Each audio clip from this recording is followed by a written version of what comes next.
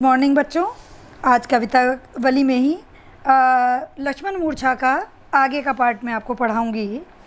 प्रसंग पूर्वत है कि जिस समय लक्ष्मण को शक्ति लग गई है, मूर्छित हो गए हैं, तो यूँ तो राम ब्रह्म स्वरूप हैं, ईश्वर का अवतार कहे गए हैं, लेकिन यहाँ वो एक आम मनुष्य की भांति ही अपने भाई को मूर्छित देख करके विलाप कर रहे हैं, रो रहे हैं। तो आप देखिए, उहाँ राम लक्ष्मण ही निहारी, बोले वचन मनुज अनुसारी।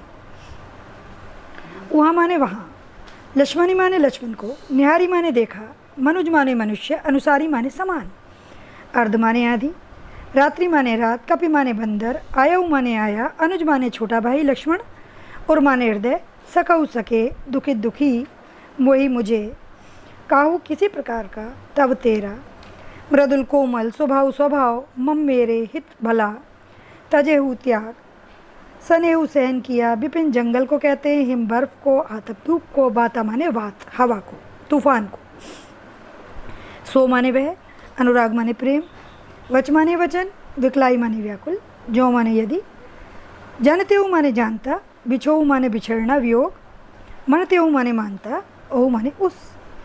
तो अब किस तरह से राम रो रो करके क्या बोल रहे हैं, ये इस कविता में मैं आपको दिखाती हूँ। वहाँ राम लख नहीं निहारी, यानी वहाँ राम ने लक्ष्मण को निहारा, गौर से देखा, बोले वचन अनुसारी, और मनुज माने मनुष्य के अनुसार ही वचन बोलने लगे, जैसे कि एक साधारण मानव बोलता है दुख परेशानी में।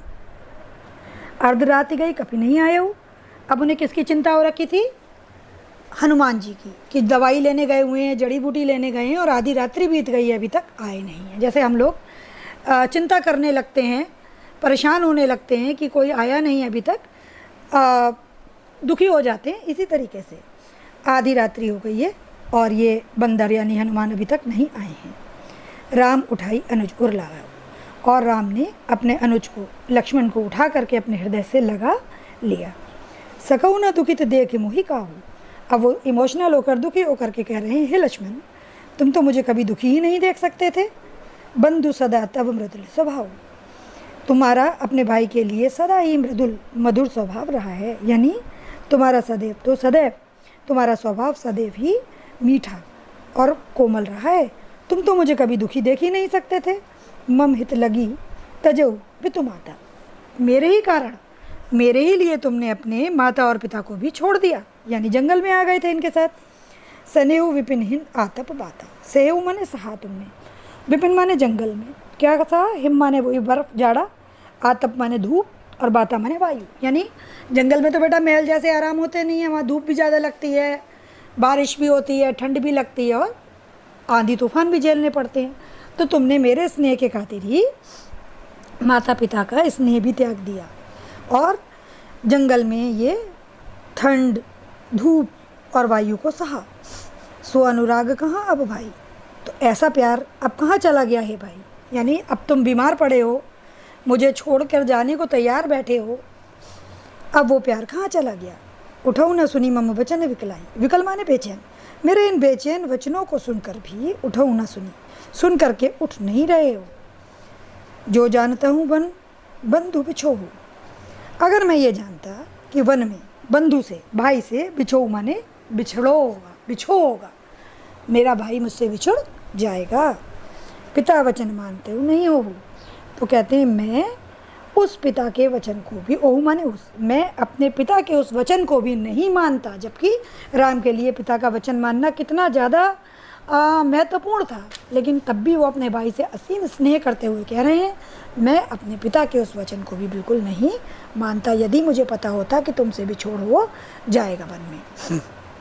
तो यहाँ देखिए, राम का मानवीय रूप दिखाया गया है, उनके विलाप का मार्मिक चित्रण है, दृश्य बिंब है, करुण रस की प्रधानता है, चौपाई छंद का इसमें कुशल निर्वाह है, अवधि भाषा है, और अनुप्रास आपको देखने को मिलेगा, बोले वचन दुखित देखी बन बंधु बिछो बन बच बिकलाई।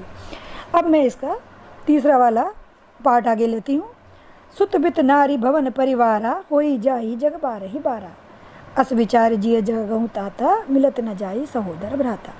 इसका प्रसंग भी पूर्वत है कि वो विलाप करते करते अपने मन की सारी बातें कह रहे हैं, और उसी विलाप में और मन की बातों के अंतर्गत ये लाइन आती है कि सुत बित नारी। बित माने वित्त, वित्त माने जानते हो धन, सुत माने बेटा, नारी जानते हो स्त्री को कहते हैं, भवन माने आप जानते हो राजभवन या हमारा महल, परिवार।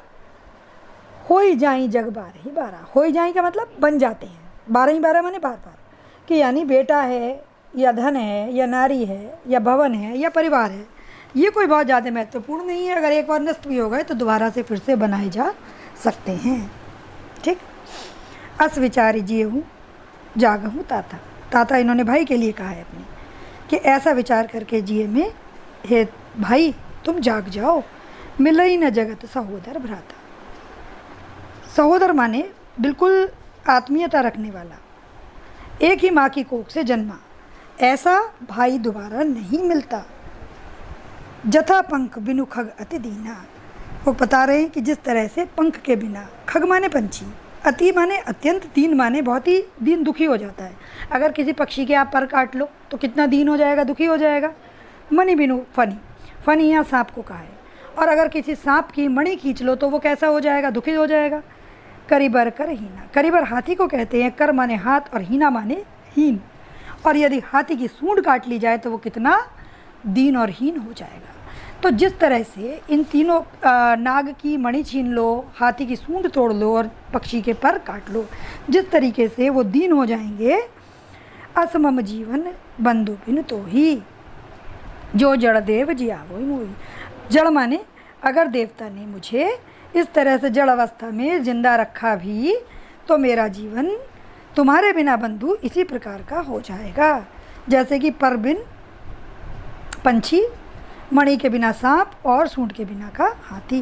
अस मम जीवन, यानी इसी तरीके से मम जीवन माने मेरा जीवन, बंधु बिनु तो ही तुम्हारे बिना हो जाएगा, यदि मुझे देवता ने धरती पर जीवित रखा तुम्हारे बिना।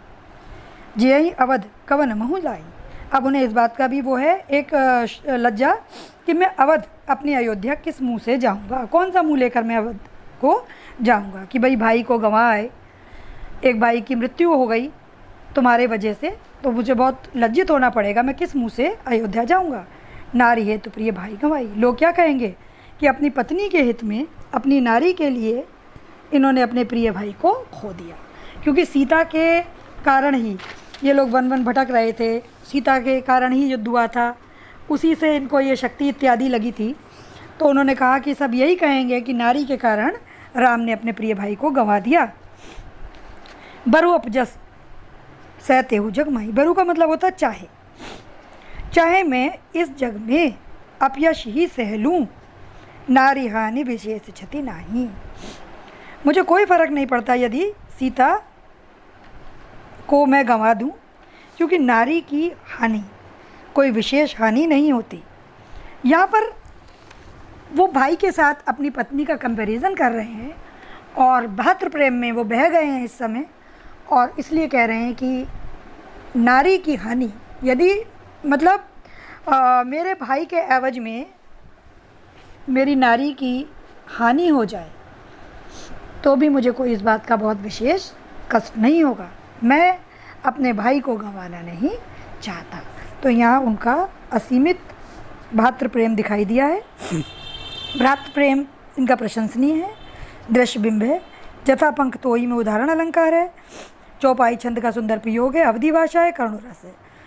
और अनुप्रास की छठा जग जाही जग 12 ही 12 बंधु बिना करीबर कर में है। अब इसके बाद मैं आपको आगे के दो इसके पार्ट्स पढ़ाऊँगी।